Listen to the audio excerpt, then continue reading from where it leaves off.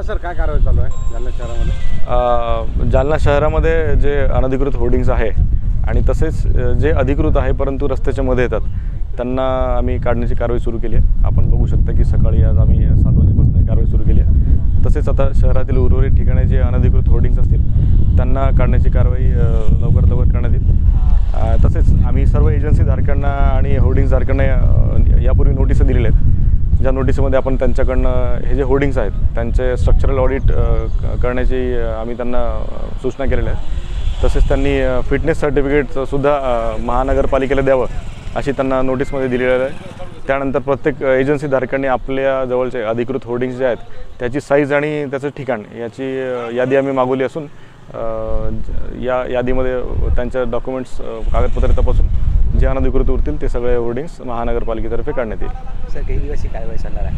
कारवाई किती दिवस चालणार आहे? ही कारवाई तशी निरंतर असते, परंतु आता सध्या पावसाळा येऊ घातला असल्याने हवा आणि पाणी यामुळे नुकसान होण्याची शक्यता नाकारता येत नाही, म्हणून आम्ही ही मोहीम चालूच ठेवणार आहे। जालना शहरामध्ये किती अधिकृत आहे? आता आम्ही त्यांच्याकडनं माहिती तशी मागवली आहे। प्रायमा फेसी आमच्याकडे जी माहिती उपलब्ध आहे ती 150 ते 200 आपल्याकडे होर्डिंग्स आहे, परंतु यादी आल्यानंतर हे चित्र स्पष्ट होईल।